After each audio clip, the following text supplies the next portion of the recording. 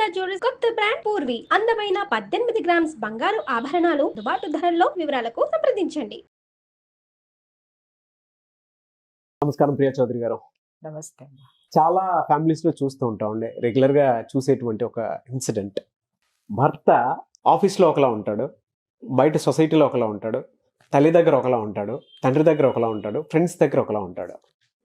ఈ క్యారెక్టర్స్ అన్నీ కలిపి భార్య దగ్గర మాత్రమే ప్లే చేస్తారు. జనరల్గా చెప్తున్నాను మీకు. కానీ భార్య ఇదంతా తెలుసుకున్న తర్వాత, అంటే తెరిచి ఉంచిన పుస్తకం అనమాట భర్త, తెలుసుకున్న తర్వాత క్యారెక్టర్ అసాసినేట్ ఏ విధంగా చేస్తారంటే, నీ గురించి నాకు ముందే తెలుసు, నీ ఫ్రెండ్స్ ముందు చేసావు కదా, నా దాంట్లో కూడా అట్టే చేసి ఉంటావు అని అనేస్తారు. అంత సింపుల్గా అనేస్తారండి. ఎలా అనేస్తారో తెలియదు. బయట దాంతో కంపేర్ చేసుకుని వీడి క్యారెక్టర్ ఇదే అని ఎలా డిసైడ్ అయిపోతారు? అది చాలా తప్పు అనిపిస్తుంది ఒకేసారి విన్నప్పుడు. ఎందుకంటే కొంతమందిని బయట సొసైటీలో ఉండేటువంటి వాళ్ళని ప్యాంపరింగ్ చేస్తే తప్ప పనులు కావు. కొంతమందికి అహంకారంతో మాట్లాడితే తప్ప పనులు కావు. కొంతమందితోటి ఎంత ప్లీజింగ్గా మాట్లాడితే తప్ప పనులు కావు. ఓకేనా? ఒక్కొక్కరి దగ్గర ఒక్కొక్క రోల్ ప్లే చేయాల్సినటువంటి అవసరం భర్తకు ఉంటుంది. అది ఇంట్లో ఉన్న భార్యకి తెలియాలి. భార్య దగ్గర కూడా అదే ప్లే కార్డ్ జరుగుతుంది అనుకోండి, అప్పుడు క్యారెక్టర్ అసాసినేట్ చేసినా తప్పలేదు. కానీ వీడి క్యారెక్టర్ ఇదే అని చెప్పి మార్క్ చూపిస్తే మాత్రం, అట్లా అసాసినేట్ చేసి చూపిస్తే నిజంగా ఆ రిలేషన్కి వాల్యూ ఉండదు. ఇంకేం గౌరవం ఇస్తున్నట్లు భార్య. సో అటువంటి వాళ్ళకి అర్థమయ్యేలాగా ఈ వీడియో చాలామందికి ఉందండి. భర్తలకి చాలామందికి ఎవ్రీ సిచ్యువేషన్లో ఏదో ఒక దాంట్లోనూ ఎవ్రీడే ఉంటూనే ఉంటుంది కదా, ఎక్కడో చోట ఫేస్ చేస్తారు. చెప్తా, ఎప్పటికది మాటలాడి అప్పటికది నెయ్యంబగు తప్పించుకు తిరుగువాడు ధన్యుడు సుమతి అని సుమతి శతకం ఒకటి ఉంది. అంటే దీంట్లో ఒక పదం అటు ఇటు ఉండొచ్చు కానీ, బట్ అర్థం చెప్తాను నేను. ఏంటంటే ఎప్పటికది ఆ మాటలాడి అంటే ఏది అక్కడ మాట్లాడితే సంఘర్షణ పడకుండా ఉంటారు, అంతేగాని ఎవడు చెప్పేది ఆడికి చెప్పటం కాదు. సంఘర్షణ పడకుండా, ఘర్షణ పడకుండా అక్కడ వాతావరణాన్ని కూల్గా చేసి అప్పటికది నెయ్యంబగు అంటే అప్పటికి అది న్యాయం చేసేయాలి. న్యాయం జరిగేటటువంటిది అయ్యుండి తప్పించుకు తిరుగువాడు ధన్యుడు సుమతి. అమ్మా, గొడవలు తెచ్చుకోకుండా, గొడవలు పెట్టకుండా తన యొక్క క్యారెక్టర్ ఏదైతే ఉందో పదిలంగా కాపాడుకుంటూ అందరి దగ్గర ఉన్నవాడు ధన్యుడు అని సుమతి శతకంలో చెప్పారు. ఇది వాస్తవం కూడానే. నేను మా ఇంట్లో నేను పడనేమో కానీ, బట్ ప్రపంచం మొత్తానికి కూడా నేను ఎందుకు, నా ఫ్రెండ్స్ అందరిలో కూడా చిన్నవాళ్ళతో కానివ్వండి, పెద్దవాళ్ళతో కానివ్వండి, ముసలాళ్ళతో కానివ్వండి, అందరికీ నేను ఎందుకు ఇష్టపడతానో తెలియనటువంటి విషయం, చాలామంది కుళ్ళుకునేటటువంటి విషయం, చాలామంది మనసుల్లో క్వశ్చన్ మార్క్ అయినటువంటి నా దగ్గర దూరపు ఆ యొక్క ఇంకొంచెం దూరపు అతి దగ్గర బంధువులు, స్నేహితులు అందరికీ చెప్పేది ఏంటంటే, నేను ఇదే అప్లై చేస్తా. ఏంటి అనంటే, సంఘర్షణ వద్దండి. నువ్వెంత అంటే నువ్వెంత, నేను ఎక్కడికైనా వెళ్తా. నాతో నువ్వు పోటీ పడినప్పుడు, నీకు నాకు పోటీ లేనప్పుడు నేను నిన్ను విభేదించాల్సినటువంటి అవసరమే లేదు. ఫస్ట్ ఆ మనిషిని గమనిస్తాను. సార్, వీడేదో తేడాగా కొడుతున్నాడు అని అన్నాడు అనుకోండి, అప్పుడు ఫస్ట్ ఏం చేస్తానంటే, నాకు ఈ సైకాలజీ మా చిన్న పెదనాన్న నుంచి నాకు వచ్చింది. అర్థమైందా? మనిషి ఆయన సైకాలజీ స్టడీ చేసి సైకాలజీ గురించి నాకు ఎక్కువ చెప్తా ఉండేవారు అనమాట. ఏంటి అనంటే, ఫస్ట్ మనం వాడి దారిలోకి పోవాలా, వాడు మన దారిలోకి రాడు.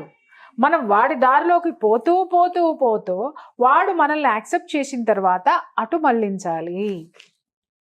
అంటే ఇది నమ్మక ద్రోహం కాదా అని అనొచ్చేమో, దాన్ని నమ్మక ద్రోహం అన్నారు. ఒక మనిషిని దారిలో పెట్టడం అంటారు. నమ్మక ద్రోహం ఏంటి అనంటే, నీకు కావాల్సింది తీసుకుంటానికి వాడిని ఒప్పించడం ఏదైతే ఉందో, వాడిని నమ్మించడం ఏమైతే ఉందో, అది నమ్మక ద్రోహము. మా ఇంట్లో కొంతమందికి పడతాం, కానీ వాళ్ళతోటి నాకు బాగా పడుతుంది. మిగిలిన వాళ్ళందరూ ఏమనుకుంటారు అనంటే, దీనికి ఎట్లా సరిపడుతుంది వాళ్ళిద్దరికి, ఇది ఎట్లా బొట్లో వేసుకుంటుంది. మా పెద్ద తమ్ముడు ఒక మాట అంటాడు, ఉసే నువ్వు మాటలు చెప్పి జనాలను బొట్లో వేసుకుంటావే అంటాడు. నేను వాడితో అంట, ఒరే మరి నేను మాటలు చెప్పేదాన్నే కదరా, మరి నాకు అర్థం కాకడితే నీతో ఒక గంట కూర్చుంటారా, నువ్వు ఎందుకు ఒప్పుకోరా నన్ను అని అడుగుతా. వాడు ఒప్పుకోడు. మరి నేను అంత బాగా మాటలు చెప్పేసి బొట్లో పడేసి దాన్ని అయితే ముందు ఆయనే పడేయాలి. అవును, సరే మీ అమ్మకి చెబుతారా 4 మాటలు, మీ అమ్మకి నాకు ఆరంబాతిక, నేనేం చేసినా మీ అమ్మ మెచ్చదు, మరి మీ అమ్మని ఎందుకురా మెప్పించలేకపోయాను అంట. అక్కడితో అయిపోయింది. అది కాదండి. ఎదుటి వాడిని మనల్ని స్వీకరించాలి ఎదుటివాడు అనుకున్నప్పుడు వాడితో మనం ప్రయాణం చేయాల్సినటువంటి అవసరం ఉంది. ప్రయాణం చేస్తూ చేస్తూ వాడి యొక్క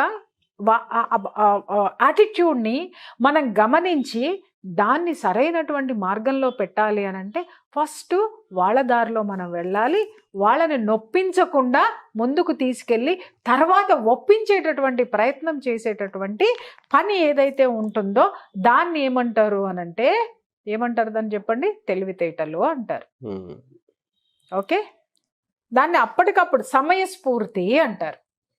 ఒకటి వాళ్ళ దారిలో వెళ్ళడం అనేటటువంటి కాన్సెప్ట్ చూస్ చేసుకోవడం తెలివితేటలు అయితే, వాళ్ళని మన దారిలోకి తెచ్చుకోవడం అనే దాన్ని సమయస్ఫూర్తి అంటారు. ఈ రెండు ఏ మనిషిలో అయితే ఉంటాయో వాడు హ్యాపీగా ప్రపంచాన్ని ఈజీగా జయించేస్తాడండి. వాస్తవంగా చెప్తున్నాను కదా. నేను మా ఇంట్లో చాలా మందికి నేను పడ్డాను చాలాసార్లు చెప్పున్నా, కానీ ఏదైనా విషయం వచ్చింది అంటే మాత్రము వాళ్ళు నన్నే కాంటాక్ట్ చేస్తారు.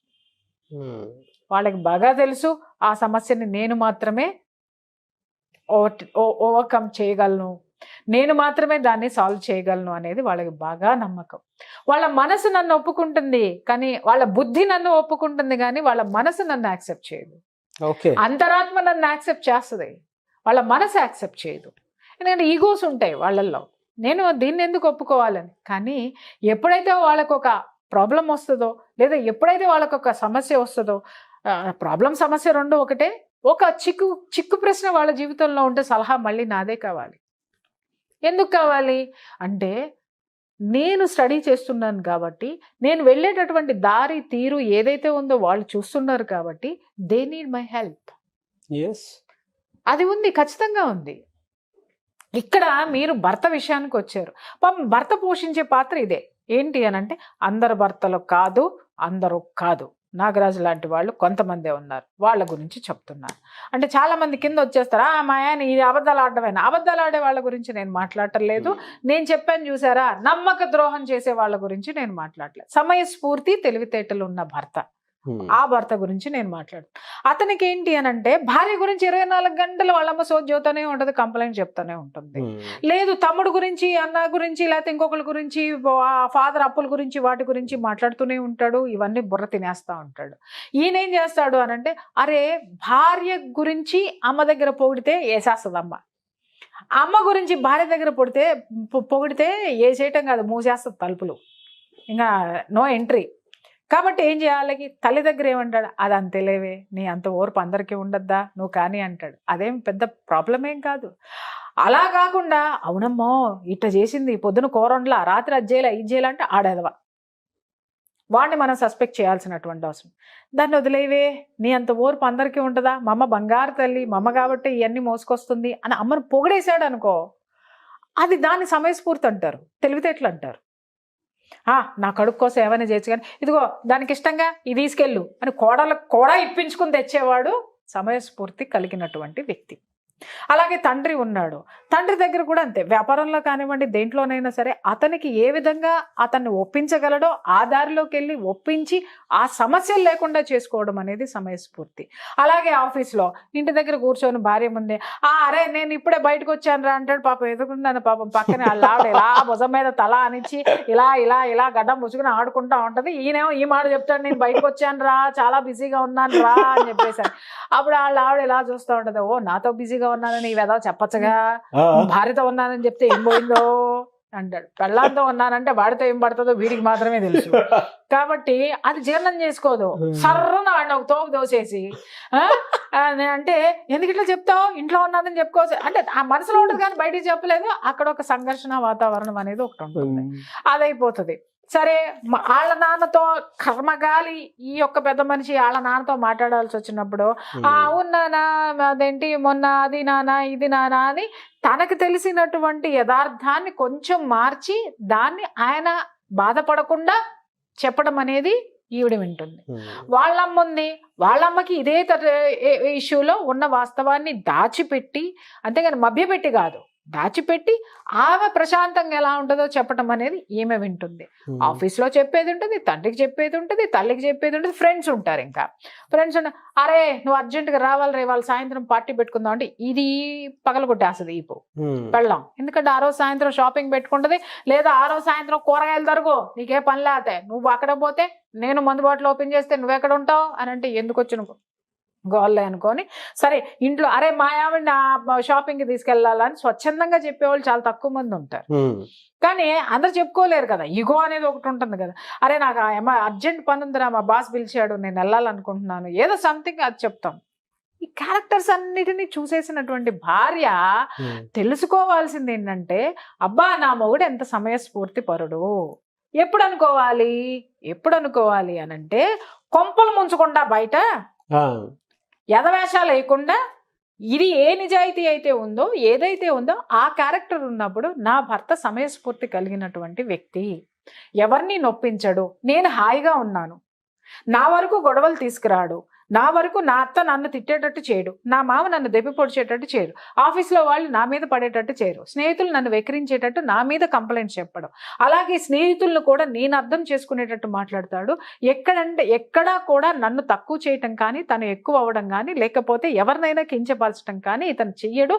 నా భర్తలో చాలా సమయస్ఫూర్తి ఉంది, నేను లక్కీ ఫెలో అని ఫీల్ అయిన రోజున ప్రశాంతంగా పడుకొని నిద్రపోదు. అట్లా కాకుండా దానికి ఉన్నదే పీత బుర్ర అనుకుందాం.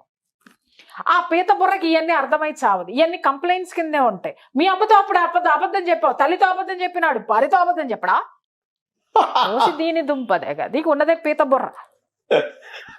దాన్ని కాస్త మార్చు, నువ్వు మనిషి బుర్ర పెట్టుకొని ఆలోచించు. నీ భర్తలో సమయస్ఫూర్తి ఉందా, మోసగారితనం ఉందా, నువ్వు క్యాలిక్యులేట్ చేసుకునేటటువంటి విఘ్నత నీకు ఉండాలి. ఆ విఘ్నతని ఏర్పాటు చేసుకో.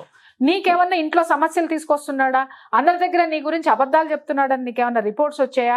ఆ రిపోర్ట్స్ వచ్చినంత మాత్రాన, చెప్పినంత మాత్రాన నువ్వు మళ్ళీ ఎగేసుకుంటా మొగుడి మీద పడిపోకుండా కాస్త మనసు పెట్టి విఘ్నతతోటి ఆలోచించి వీళ్ళు నిజం చెప్తున్నారా అబద్ధం చెప్తున్నారా అనేటటువంటి ఒక విశ్లేషణ, ఒక నిరూపణ, రెండిటిని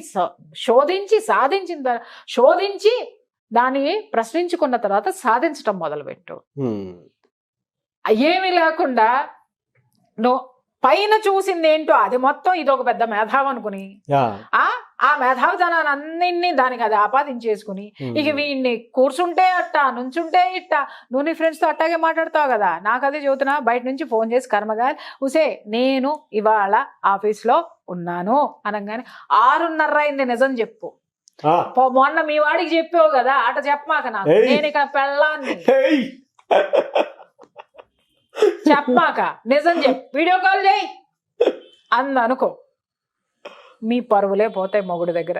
మనల్ని ఇబ్బంది పెట్టనటువంటి విషయాల వరకు కూడా చూసి చూడనట్టు వదిలేయటం అనేది భార్యకు ఉండాల్సిన మొట్టమొదటి లక్షణం, ప్రశాంతంగా ఉండేటటువంటి లక్షణం. కానీ మీరు ఇందాక చెప్పారు చూసారా, వీడియో కాల్ చేయి అది చేయని. ప్రతి భార్య ఆ విషయంలో మొగుడు ముందు ఎంత దిగజారిపోతారో చెప్తున్నాను, అక్కడే దిగజారిపోతారు. ఆ భార్య ఎంత లో స్టాండర్డ్ లో ఉందా. ఎప్పుడైనా సరే ద్రౌపది ఒక 5 సూత్రాలు చెప్పిందండి, భార్య ఎలా ఉండాలి భర్త దగ్గర అనేది. అద్భుతమైనటువంటి సూత్రాలు. ఏమని చెప్పిందంటే, ఎప్పుడు కూడా నీట్ గా ఉండండి భర్త ముందు.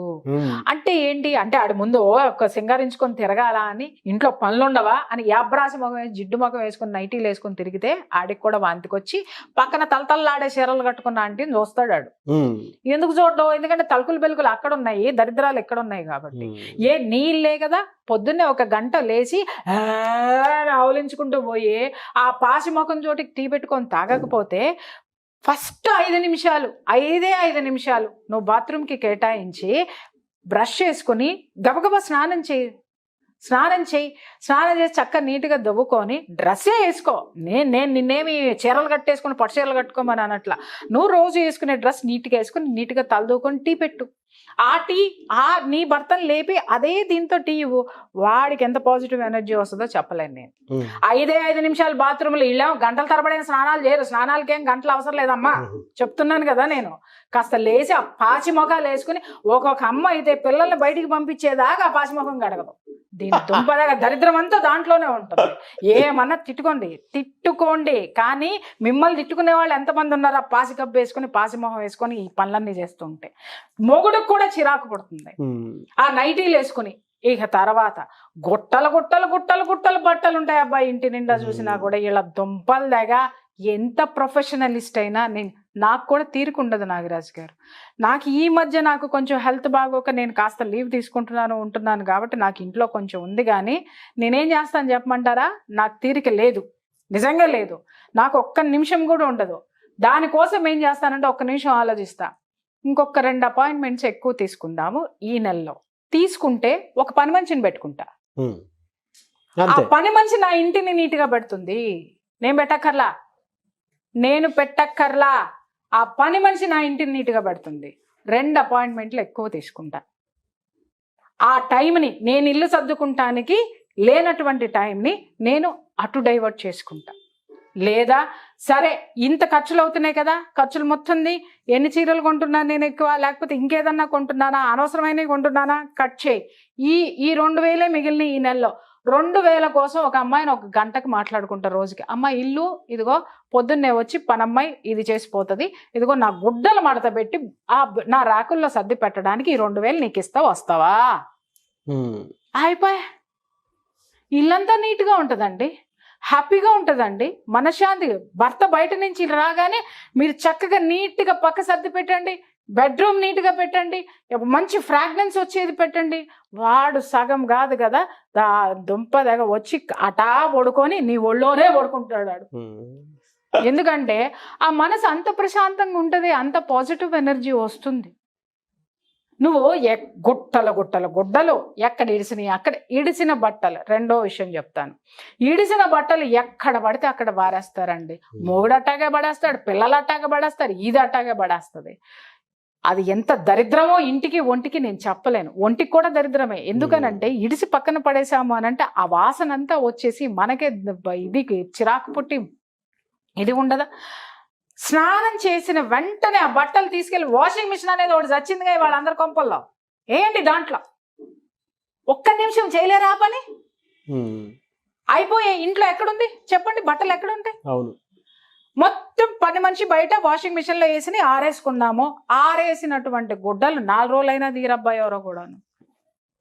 ఖాళీ లేదండి, బిజీగా ఉన్నానండి. నీ బిజీ బొందబెట్ట. రేపొద్దున దరిద్రం ఇంట్లో చుట్టుకుందంటే, ఇంటికి ఒంటికి డబ్బుకి చుట్టుకుందానంటే మొత్తం ఇంట్లోనే ఉండాలి ఆ దరిద్రాన్ని వేసుకుని. అర్థమైందా అండి?